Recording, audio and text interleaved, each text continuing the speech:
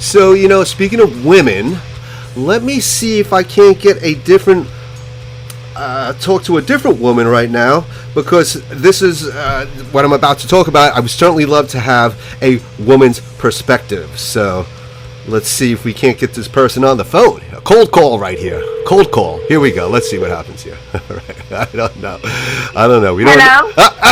Hello. This is DJ Szab. You are on the air on the NYC Metal Scene Show. Who is this?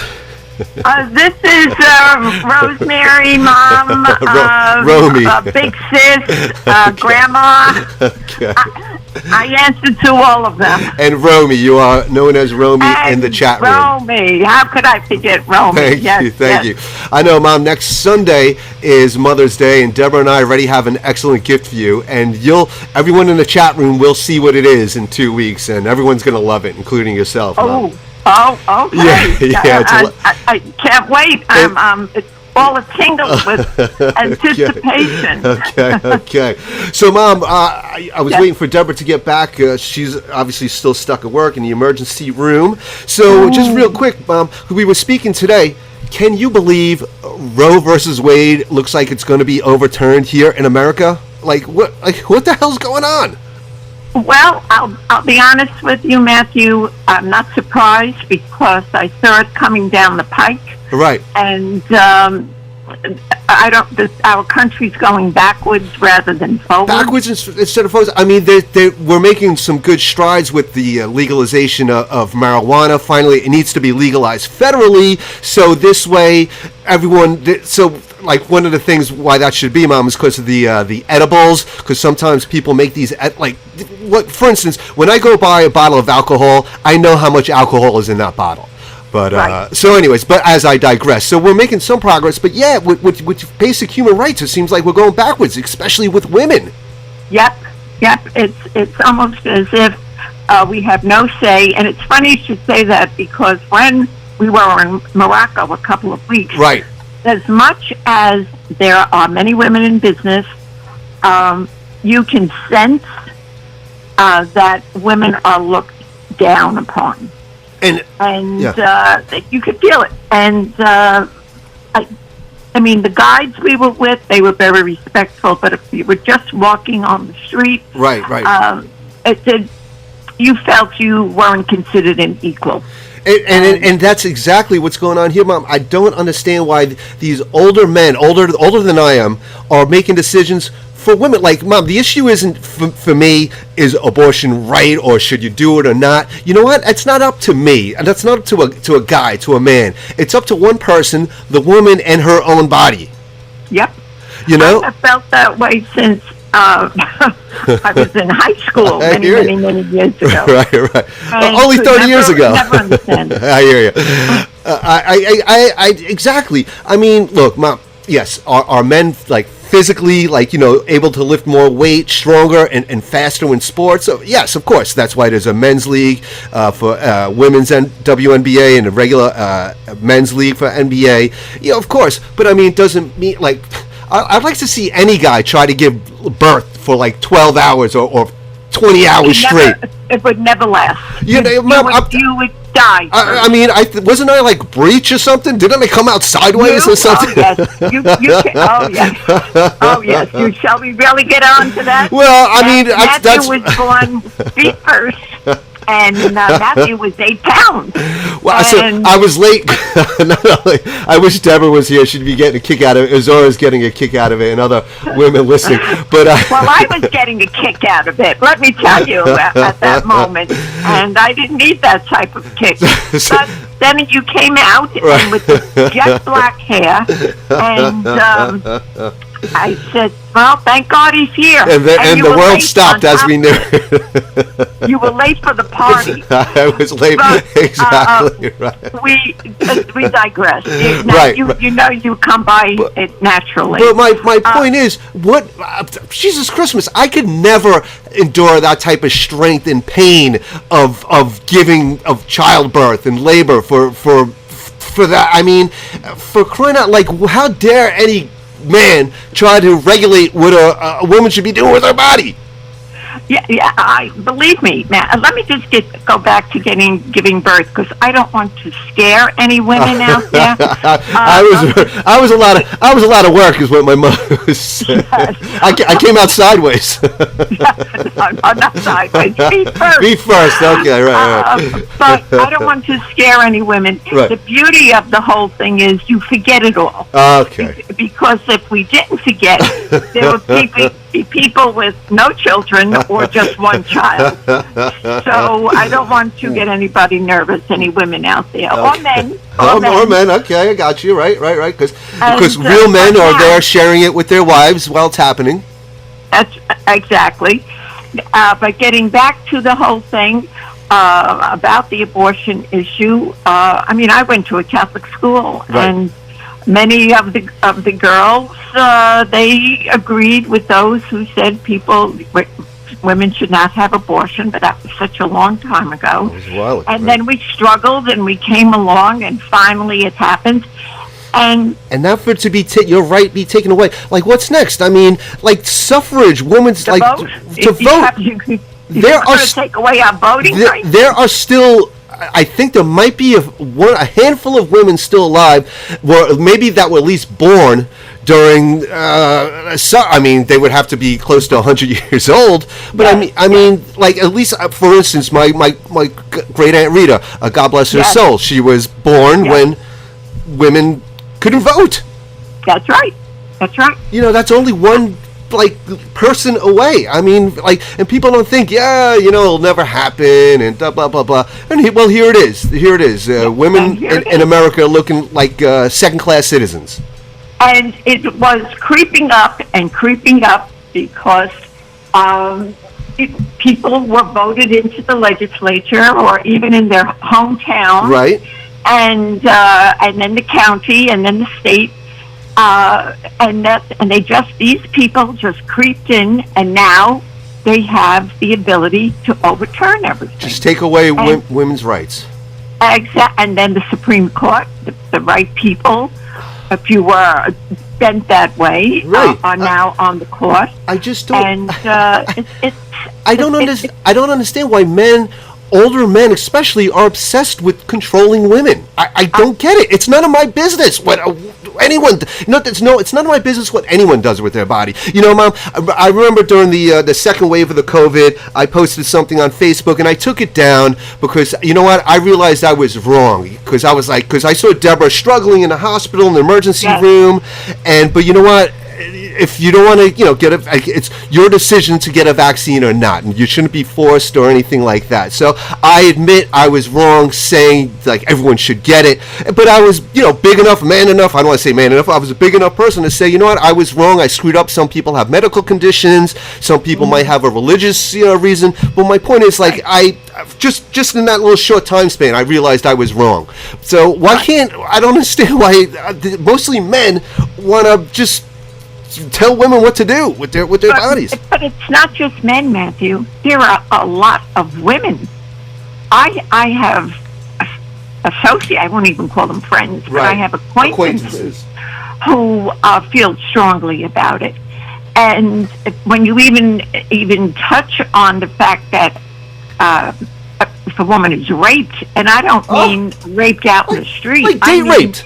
She's raped on a date. Right, date rape, or even by an estranged husband. Or Mom, I don't want to tell everyone what I just shared with you about an hour ago, but someone in our family is still being stalked through me. Yes. And that comment that was made was very chilling, and it nothing. Oh my God! Really, nothing harsh was said. No, Mom. Right. When I saw it, I thought it had something to do with Uncle B. Because Uncle B is always in the chat room, and I always say hi to Uncle B and Aunt Kathy. So I thought it was that. Because I always, when I see comments on my posts on Facebook, I hit love, or whatever. And then when I was just hitting I was like, oh, that's nice. A shout out to Michael. But then I saw who it was. I was like, holy F! This guy's freaking still stalking me to get to a family member of mine, for and that's the scary part, Mom, where you were going to, because you know what? If more rights are getting taken away, you know what? Maybe it's good. Maybe it's okay if someone was married, if there is an estranged husband and he comes back to stalk her, or even, God forbid, rape her or something like that. Right. And, I don't want to say he's capable of it, but there are some men and women who are walking the streets who are not of sound mind. And they're people that we knew in our past. Right. But, so getting back to... Yes, because we'll get to the music. Yeah, yes. And there are some women who feel, well, the woman was in that position and she shouldn't have allowed herself to be in her position. And it goes back to what you said before. Men physically are stronger. Right, exactly. At the moment, they're not thinking with their brain. Right, exactly. And we can an average man can overpower an average woman. Yes, So go ahead. I'm sorry. I'm just glad. Oh, you finish up your comment because I just want to wrap up this segment.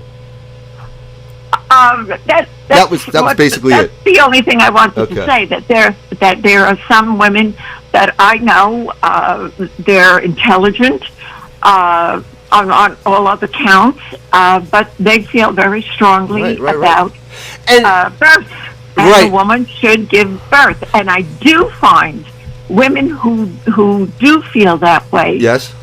They've had stillborn children. Okay. Or they're unable to become pregnant. Okay.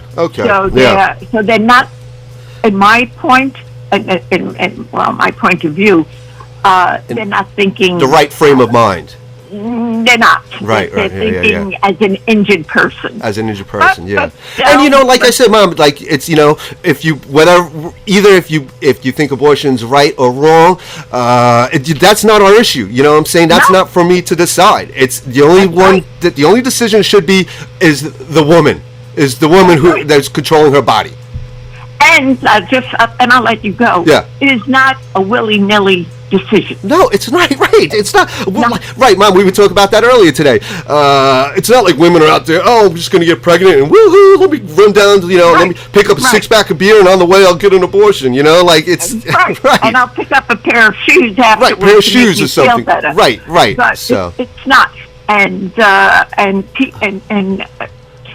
people who are in that position to overturn a ruling like that, they don't realize that. Yeah. They're not doing it because a woman made a mistake or whatever. It wasn't just her mistake. Right, or like if it was a date rape or something like that. Yeah. One last thing, Mom. When we were chuckling, having a laugh, a chuckle earlier. I was like, you know what? If one of these states where if they overturn Roe versus Wade and abortion, like in the deep South, so if a woman doesn't want the pregnancy, you know what? It should be forced for the man to get a vasectomy. Yeah, and watch how fast they'll drop the Roe versus Wade issue. All these older men. Oh God, are you kidding? Oh my God, it would be. They'd be like, yeah, go ahead, go get you. They'd be insane. They'd be insane. You're taking their manhood away from them. Right. And men have to realize that being able. Well, I don't know how far I can take this. You can say whatever you want, whatever. But. Just being able to have an erection and then ejaculate does not make you a man. Yeah. So I hear you. You're not. Right. Yeah. A gorilla could do the same I hear you. So, Mom, I'm glad because Deborah's still stuck in the emergency room. I signed her in on her computer. But thank you for picking up the phone because I just don't want to. I want to like a woman's perspective as well. Well, I hope I was able to shed light on the topic and make some sense, and it's something that we've fought a long time for, and now they're just pulling it away. They're pulling it away. It's definitely. I feel like the women I love in my life, my mother, the Thorazine goddess. So you've my friends, Azora, Ronnie is not in the chat room right now. Oh, my aunts, and it's like they're. And Deborah. I said the Thorazine goddess, Deborah. I said her right after you. Speaking of her right now. Deborah, we're in the door. Deborah, you just missed a big conversation here. My mother took care of it perfectly about Roe versus Wade. Oh, jeez. So I literally just walked in the door. Hey, everyone. So Hello. My mother like perfectly. That I was glad. My mom Romy was in the chat room, so I said, let me just give her a quick cold call. And luckily, because I was speaking to Mom today, and I told my mother, make sure you're in the chat room by 7, because you're going to like what Deborah and I are speaking about. And I'm so sorry I got stuck. You're a busy woman, for crying out loud. I'm trying. And hello, Gigi, and hello, Tibet. So there we go. Right. And Melissa just joined the chat room as well. So Melissa. hello, all women. Power to all you women, for crying Warrior out loud. women. Exactly. So, Mom, thank you very much. You literally, and it was really good that you came in on the phone call, because obviously you're my mother, so it's totally.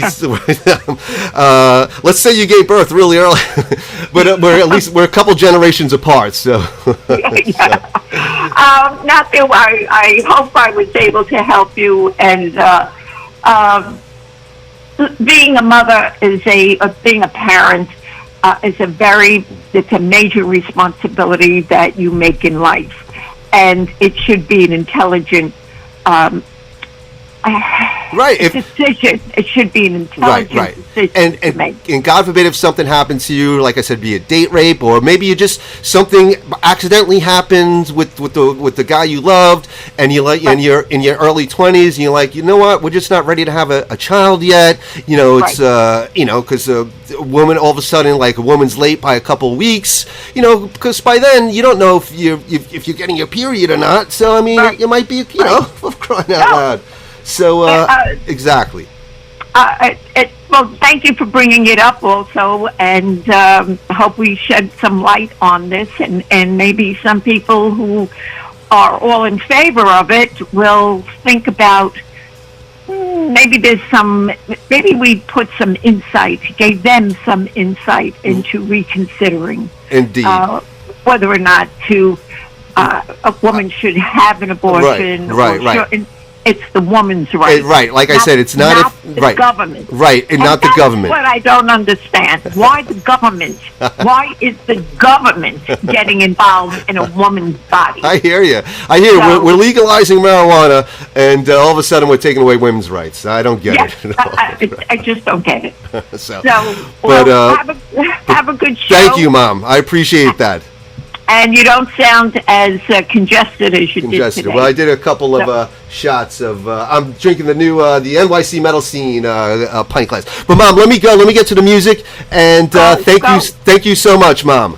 Okay, thank you. Bye, Deborah. Bye, all. All right. We'll see you in the chat room. All right. Okay, love you guys. All right, love Bye-bye. you too. Okay, there she goes. That is Romy. And let's get right to the music right now. Thank you so much, Romy/Mom, for that insight, because I didn't want to speak about that alone. All right, let's get right. And like I said, hey, I'm trying to keep the show fun. I hope everyone had an enjoyable time listening about my mother's childbirth of me, because I was a problem child. I was late.